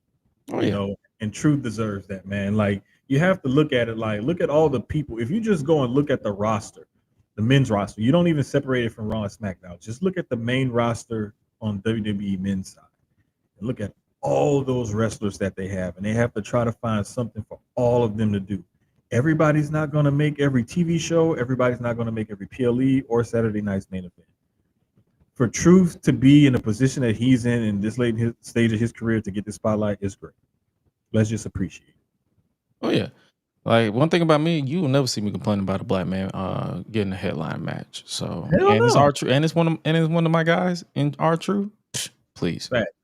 But Fact. what is main eventing is Jey Uso defending the World Heavyweight Championship against the guy we just mentioned, Logan Paul. Logan Paul is almost the perfect candidate to be in a spot like this because he makes it believable enough that he might win, but he won't win. Because the story down the line, the bigger match down the line would be another Jey Uso Gunther match.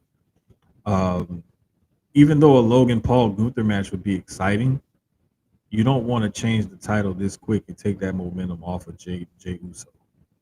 So I love the fact that Logan has built this up with the sneak attacks and whatnot to build this up to be something that everybody's looking into.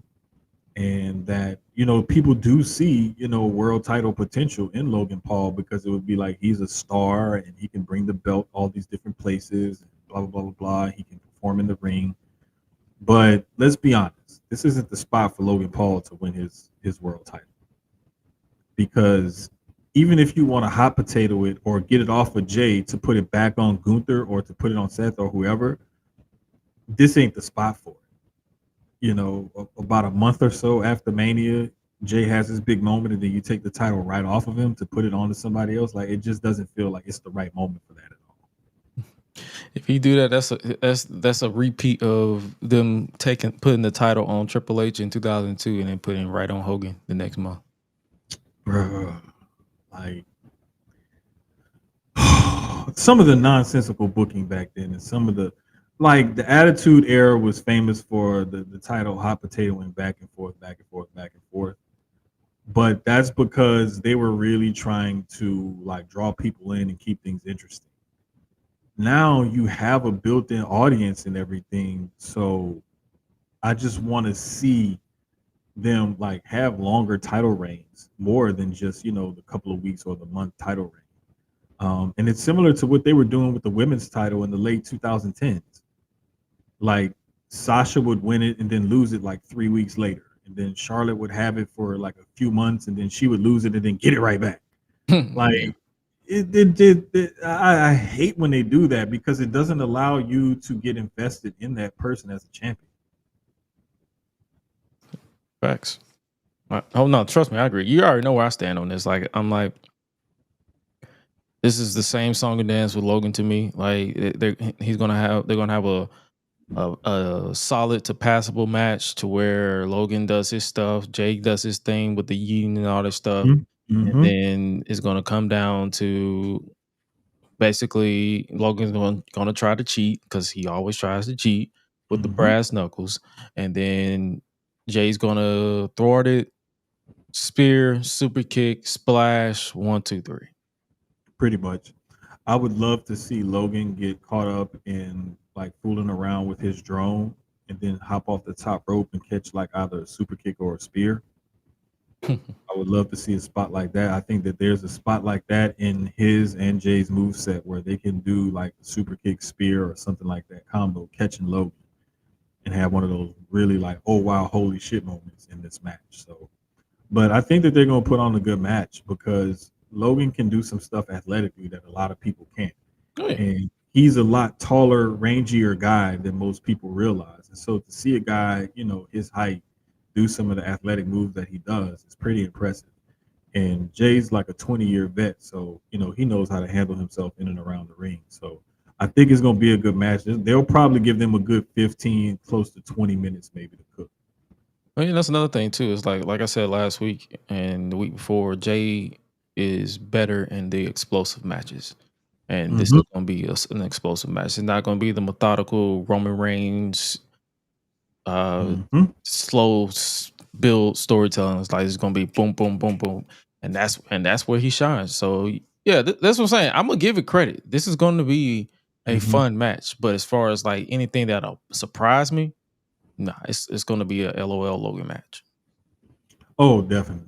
Definitely. I'm with you all the way on that one. And like you said a few weeks ago when you talked about him being, this is a better matchup for him than the Gunther match is. I'd be interested to see once this match is over next week how we feel about Jay's Saturday night's main event match against Logan versus his WrestleMania match against Gunther.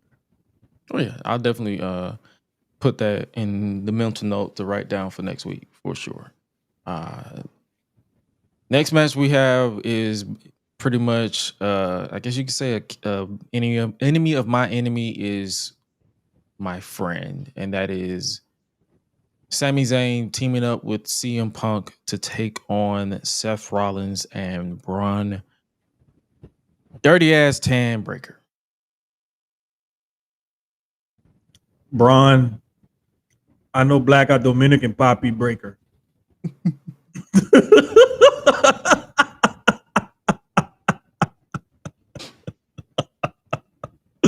Hey, bro, all we need to do is send him to Lexus King's barber and get him to get a crispy ass lineup and do something crazy with his beard.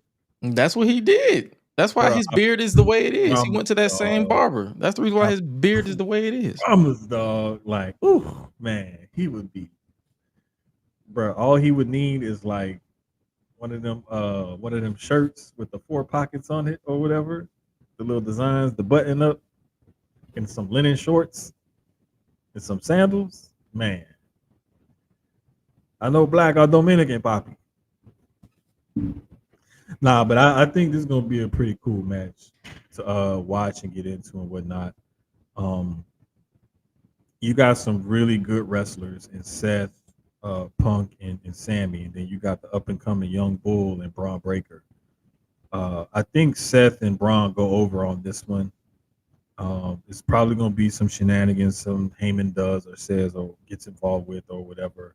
Or it may even be like some miscommunication thing between Punk and Sammy or something like that or whatever. But I think Seth and Braun are going over on this one.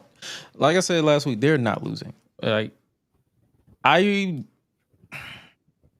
part of me, it's like a little annoying bug that's saying Sammy is something's going to happen with Sammy, but at the same time, I don't expect anything to happen with Sammy. I just feel like there's probably going to be like a miscommunication and like an accidental hit, and then that's how they win.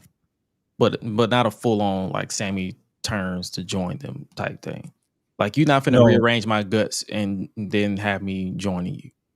Exactly. There will be no gut rearranging, and then we just gonna click up and we're gonna be friends like that. Nah, you don't do that to somebody. Like once you rearrange somebody's guts and you got them hurt like that, like you don't just be friends afterwards. Like there's a certain time period that has to take place after the guts have been rearranged before you can join them and everything. Yeah, like a dinner and a movie or some shit. Like go take me to go see Thunderbolts. Look, Thunderbolts, and look, we could do a 2-for-1 and take me to the studio movie grill where I can get the wings while I watch the movie and a couple of drinks. Mm-hmm. You can take me for a walk afterwards around the lake. Like, and maybe I'll think about being nice to you. Exactly. But I definitely need the wings and everything while we watch the movie. And a Bud Light because I'm trying to wash my feet. Yeah. Give me some cranberry juice if they got it. I gotta make sure my insides are very well good. And speaking of insides, Drew McIntyre and Damian Priest will be inside of a steel cage this time. Bruh. I feel like they should bring back the classic cage for this. The blue cage? Yeah. Bruh. That's just me though. Let me tell you something, bruh. What is it? 5-6-year-old Jermaine, 7-8-year-old Jermaine is like screaming right now when you said bring back the blue cage. Like, bruh, I remember when you saw that blue ass cage, like that meant something. Like that was like, whoa, this is a cage match, bruh. This is a cage match. Or like back then when NWA/WCW would do like the War Games match, and you would see that fencing or whatever, like that meant something when you saw the cages come out. But I would love nothing more than to see the nostalgic blue cage make a return. But these guys, to me, I've never seen these two have a bad match together. And Drew McIntyre is starting to take over like Sheamus's spot on the roster, where he's a big physical guy at the top of the roster that can have a good solid match with anybody because he has such a believable hard-hitting style and he's safe to work with. So he's not one of those guys that you're going to go into and have this hard-hitting, this banger of a match, and that you got to worry about being hurt afterwards. And Priest is another big dude who can actually move and have a good match with just about anybody. So when you put those two guys together and you got two big guys that can move, that can have a good match with anybody, you're bound to have another good match. I can't wait for it. I know that WWE actually TNA came out with their thing with the excessive bloodletting and things like that in matches. But lately, WWE has been, getting more into it and letting people, draw some color, as they put it. I'm not sure if you do it on Saturday night's main event, but I wouldn't mind seeing, maybe a little color here or there, a slight blade job, not a big one. Definitely don't want anybody bust open the hard way like what happened with Drew in the cage, in the Hell in the Cell with Punk at Bad Blood. But I mean, if it happens, it happens. But I want to see a good physical, hard-hitting match. And I think we're going to get that. In other words, hey, man, like, that is like one of the best sound bites. I miss that they don't have their podcast anymore, man, because that was one of the more entertaining wrestling-based pods that I've seen or heard in a very, very long time. You can tell that they tried to format it and it's just like, you know what, fuck it. It always starts off with a topic or something, and then it just devolves into this like but it doesn't devolve into something that's not entertaining and it's just a tangent. It devolves into something that's wildly entertaining. Mm-hmm. And it's like that natural moments like that, like they had there. The one they had with the Usos talking about the twins. Are you twins or not? Like, bruh, it's stuff like that, man, that I love. I Are love you stupid? This is dumb. it. You two went to college and you got degrees, right? Bruh, the stuff that they used to talk about, man. And Big E, like another thing that makes me really happy for Big E and Chris Yim, Mia Yim's sister, that they're engaged now. Shout out to them.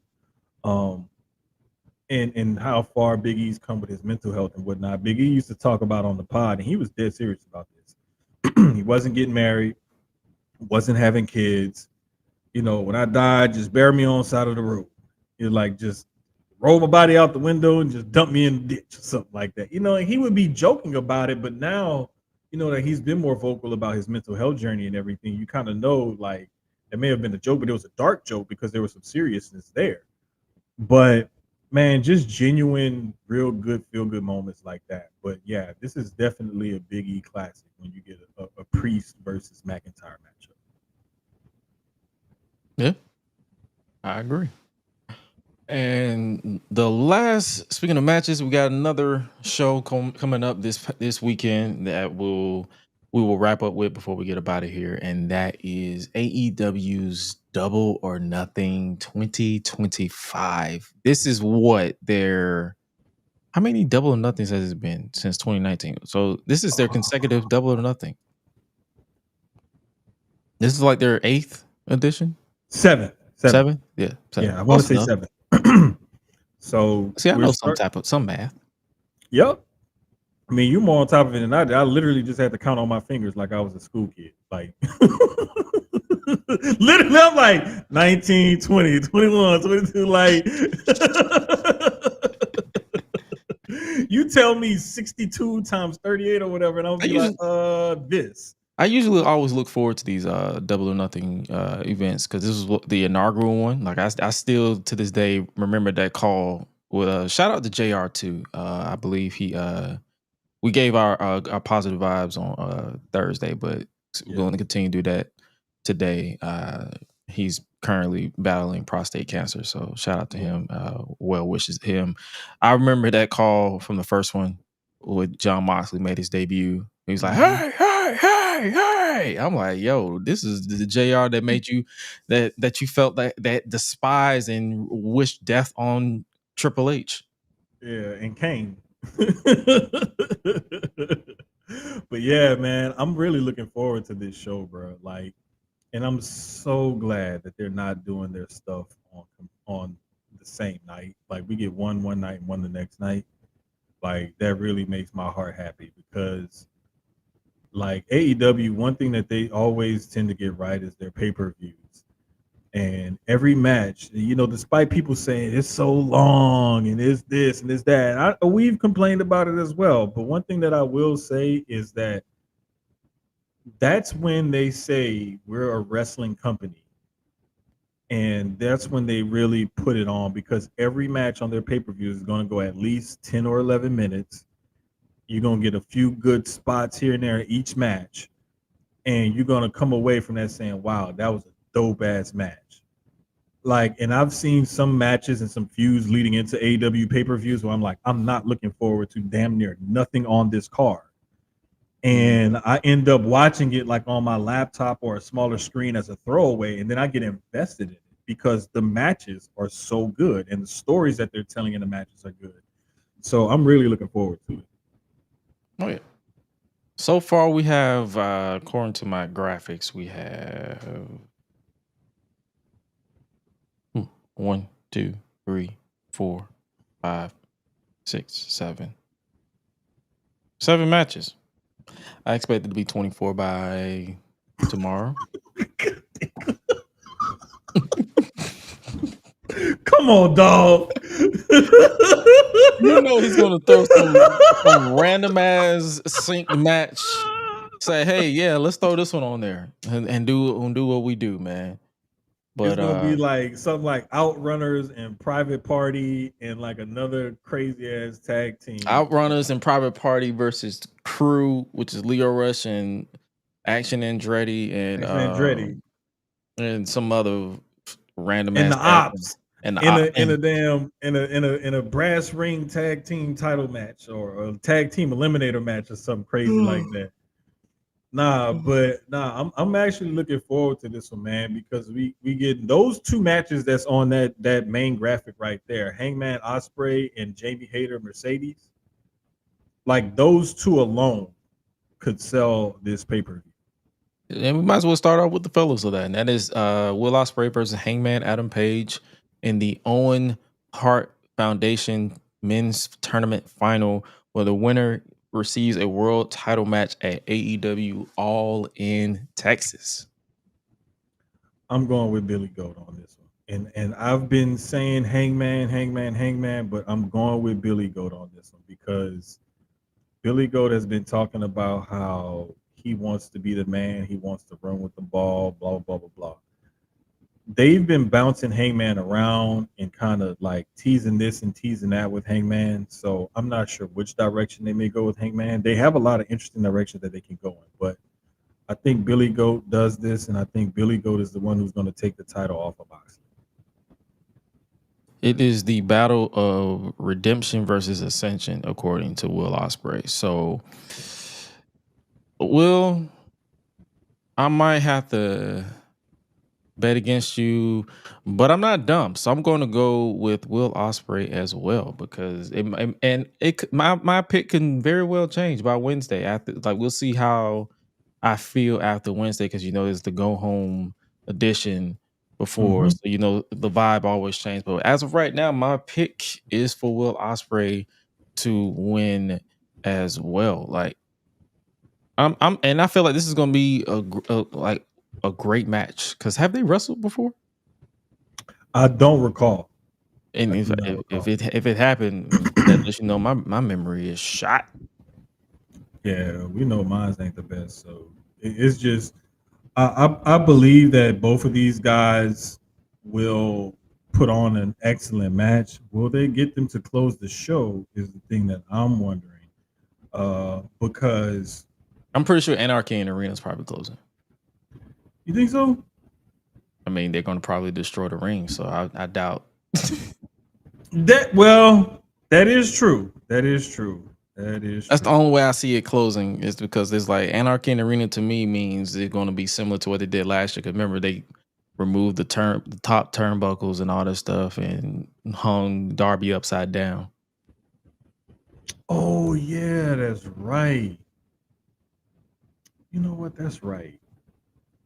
You are right. So yeah, they probably won't main event it, but I don't know, man. I just think that I would love to see them to like close the show. That would be dope. But I mean, it is what it is. We're gonna get a good match regardless. So let's not be too greedy about it. Oh yeah, like I'm not gonna lose sleep over it. No, not at all. Another match I'm not gonna lose sleep over at all is the women's tournament final, and that is TBS Women's Champion, no longer the New Japan Strong Women's Champion. That title, she lost that title at the latest New Japan Strong show. Mercedes Moné versus Jamie Hayter. Winner faces the Women's World Champion at All in Texas. This is the one that has me like kind of torn as well. I'm gonna say Jamie Hayter wins simply because that's a big money match with her and Toni Storm. It's a money match regardless, no matter who wins this. But like I've said previously, and the reason why I'm going with Jamie Hayter is because I've said that the more Mercedes loses, the more she can be sent into a tailspin, and that can set up a big match between her and Athena at All In. I wouldn't mind seeing her going after the women's title, but they've been, they had the one match in the Owen, and Mercedes like pulled it out, but there wasn't a title on the line. And remember, we talked about this a while back, and I thought that, if Mercedes start to lose some of those titles and whatnot, and pile up a couple of losses, it could send her into some sort of tailspin. So that's why I could see something like this happen, and I could see Athena actually like kind of costing her, but not getting physically involved, just as a distraction, and then she drops the ball and loses, and Jamie Hayter goes on to win, like I could see something like that happening. But and then there's still time in between Double or Nothing and All In to add a third or maybe even a fourth woman to that title match. So who's to say that they won't, redo that storyline? But I think Hayter takes the win and moves on to All In versus Tony Storm. My only counter would be, it's like, I haven't really seen any like subtle notion that Athena would cost Mercedes. Because remember when I said when I predicted this, I was like Athena might cost her Mercedes the title, especially as payback for basically grabbing the tights during their match during the tournament. And I'm like, man, that will set AEW up All In for 2 matches: Mercedes and Athena for the TBS title, Jamie and Tony for the women's world title. But however, I just don't see, like, part of me is just have this gut feeling that I don't mind being wrong. I don't see Mercedes losing. So I'm gonna have to go with Mercedes on this one. And I wouldn't mind seeing her go to All In and be a double champion. Or I wouldn't even mind seeing her, decide I'm going to vacate the TBS title because I know I'm going to win the world title at All In or something like that. And then for All In, they have the finals of the TBS women's tournament to set up another big match on a women's match on All In. Like, there's either way. I like seeing a match like this on a pay-per-view that has some meaning to it, where they could go in either direction and have great matches and great storylines to tell. That's what I love about the storytelling of professional wrestling. And when it's done right like this, you can't really predict who's going to win the match because either way they go, you're getting something great. So I'm just looking forward to the match because Mercedes has gotten back in her bag as far as putting on really good quality matches and stuff like that. And Jamie Hayter's, when she's come back from injury, she's had a few matches to get her ring legs back under her. So I think those ladies are going to put on a really good, entertaining match. I just can't wait to see how it turns out. Thanks. The next 2 matches I guess we can breeze through because I still don't understand why they're here. But hey, it's going to be fun. Stretcher match is going to be Ricochet versus Mark Briscoe. I see Ricochet coming out on top on that one. Yeah, the reason why I say I'm watching the show and I'm like, okay, this is a collision match to me. I'm like, this would be fun for a TV show. But I mean, it's a pay-per-view. They get a pay-per-view pay. Hey, do y'all thing. I'm not losing sleep over it. Like I said, it'll be a fun match to have for whatever. And then do y'all thing. And another match that they also just announced as well, it'll be Nigel McGuinness teaming up with Daniel Garcia. This pretty much was a collision feud. If you watch Collision, you understand where this feud is coming from. If you don't, hey, this has been built on Collision. FTR with Stokely will battle Nigel McGuinness and Daniel Garcia. FTR are taking this. Yeah, they're building this ruthless here. They are the living legend killers, if you will. They're not losing on their first pay-per-view since turning heel. No, heck no. And Stokely's with him too, so like I'm all for it because I love, and I'm glad Stokely is back on TV, man. I really miss Stokely being on TV. Yeah, I was like, we're about to send out a search party. Like I was like, wait, is he sick or something? Like, did something happen to my boy? Like, I know he had some mental health issues and stuff like that when he left WWE, and I was just like, I hope the nigga all right. Right. Well, as soon as I saw it pop back up, I was like, yes. Love me some Stokely happening. And speaking of someone who also said yes when finding out her opponent, Toni Storm, timeless Toni Storm, will face Mina Shirakawa, for the AEW Women's World Championship. This will be a fun match. Do you feel like this will be set up for the return of Mariah May, or she's gone? Yes, I think it will. I think it will, and I would love nothing more for her to get involved in something with Mina Shirakawa. Kind of help put Mina over on her way out the door if she really is out the door.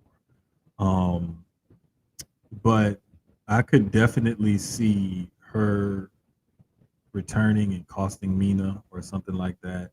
not wanting to help Tony, but wanting to hurt me, and that's setting up a feud for them. Or But I continuing do. the feud because they did set up a feud and Mariah won. Oh, you're right. You're right. Sure did, because she attacked her on the stage. You're Mhm. right. You're right. But yeah, I could see something like that happening. But Tony Storm's definitely winning this match because she's not losing that title before all. Oh no. Like will it be a nice little pop over the moment? Sure, but she's not losing. No. And I feel like this iteration of Timeless has been the most entertaining I've seen in a long time. And this is for someone who was a fan of the original Carnation when she was a heel turning into a babyface. Mm-hmm. Bro, she has been, I mean, one of the best characters in wrestling, period. And especially, like you said, over this last run.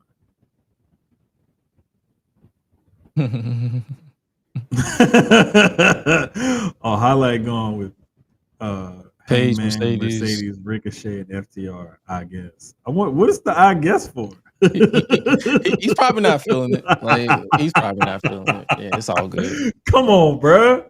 Like we gonna have at least some entertaining matches like on this card. Speaking of matches that we are having on this card for some reason, Hurt Syndicate will defend their World Tag Team titles against the Sons of Texas, Dustin Rhodes and Sammy Guevara. So Dustin and Sammy, or Dustin, I should say, is a double champion already. He is the ROH World Tag Team Champion with Sammy, and the ROH Trios Champions with the Von Erichs. Bro, that's still crazy to me that he's the tag and the trios champion, but he got different partners for both. Mm-hmm. Like, And they all from Texas. Yeah, all of them. Yeah, Hurt Syndicate. Like we hurt people. How are we feeling about this? Because I feel like a lot of people I'm seeing a lot of mixed reaction to this. They're not giving them like the top of the pecking order tag teams on pay-per-view. Like we go from the Outrunners to the Sons of Texas. I think they're keeping them away from other teams on purpose for a reason. And I think that whenever they do end up losing those tag team titles, it's going to mean a bigger deal because they've held them for so long. And part of that feud is going to be like, yeah, you faced all these teams, but we're a real team and we're former champions and blah, blah, blah, blah, blah. I think it'll be something based along those lines. But keep feeding them, keep giving them wins, keep making them seem unstoppable because whoever takes the titles off of them is going to be that much bigger of a deal when they do. I can see it that way.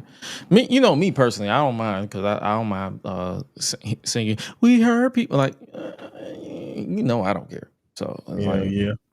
like I'm not raising sand over it. Like, hey, do what y'all do, because I already know it's going to be entertaining and it's going to be like just cool to see the Hurt Syndicate just killing it. And then speaking of Hurt Syndicate, before we move on, MJF finally got the thumbs up.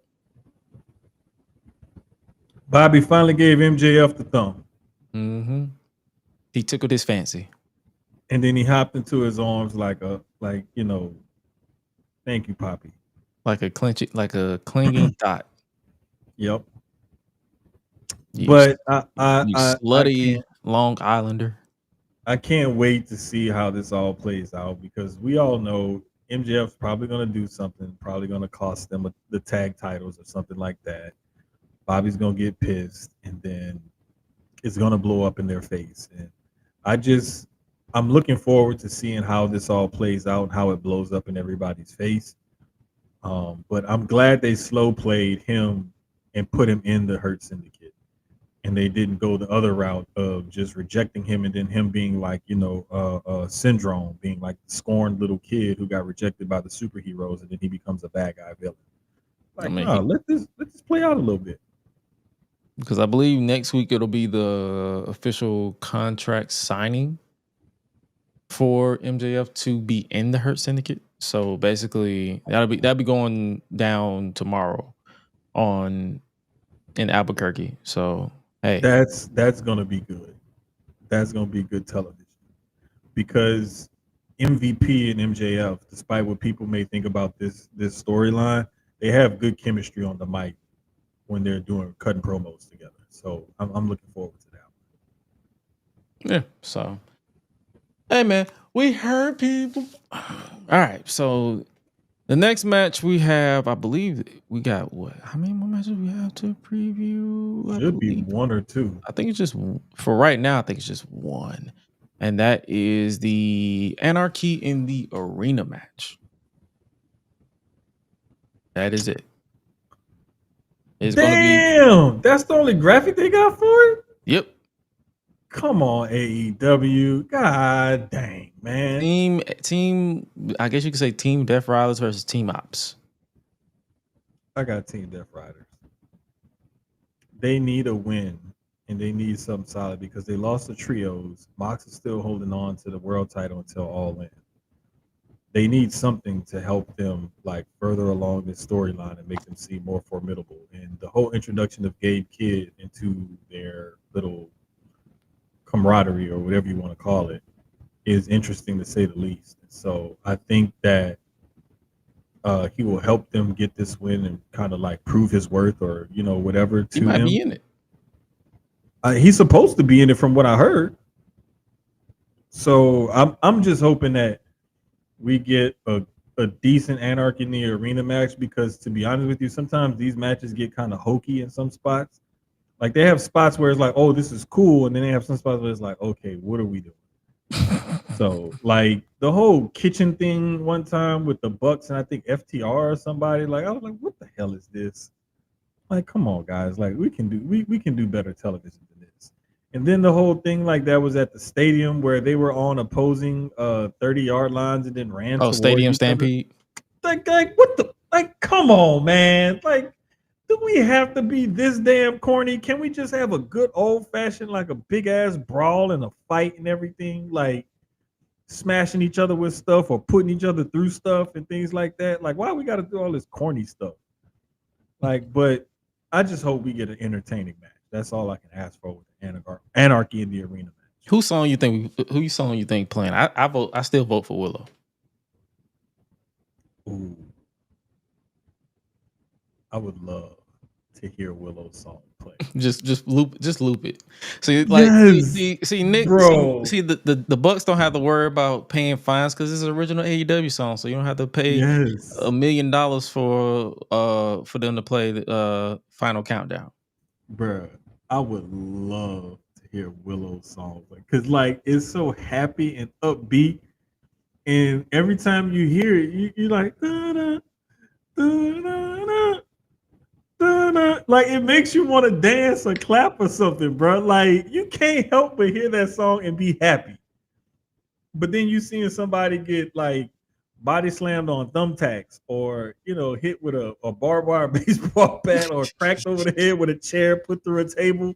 Like imagine hearing that. You hear wham. Willow should attack everybody on beat. Oh, bruh.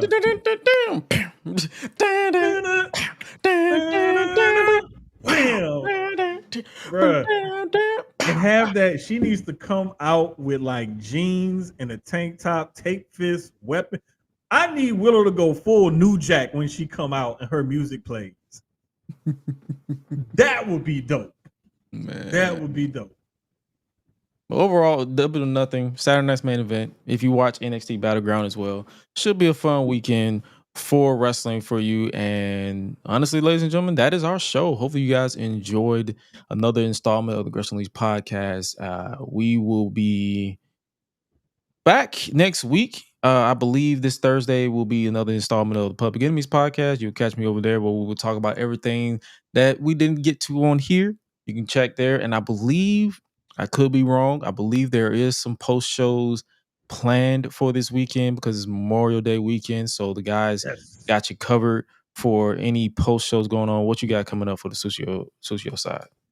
Susio Sports tomorrow night, 8:30. We're gonna get into it. Got a few things to talk about as far as the world of sports is concerned and how NFL owners or teams are trying to ban the tush push and whatnot as far as competition is concerned. Also want to address some other things that I just feel near and dear to my heart about that whole situation with the ACW fallout. So I may open the show with my rant tomorrow just to get it off my chest because I just feel like it's enough of all of this tomfoolery in the wrestling business, and it really bothers me when it's us doing it to us. So I got thoughts. Thoughts and prayers, as always. Mhm. Yep. But other than that, hopefully you guys enjoyed what we bring to you guys every single week, and we will be right back here next week. Hopefully you guys stay safe out here. If you are in New Orleans and you see a ex-con run by you, mind your business. Don't get killed. Okay. Hey, it's only 3 of them left, and one of them's named Jermaine. Yeah. So if it's not this Jermaine, it's another one. No, So we're good. He's in Houston. He's good. He's from New Orleans, but he's in Houston. We're good.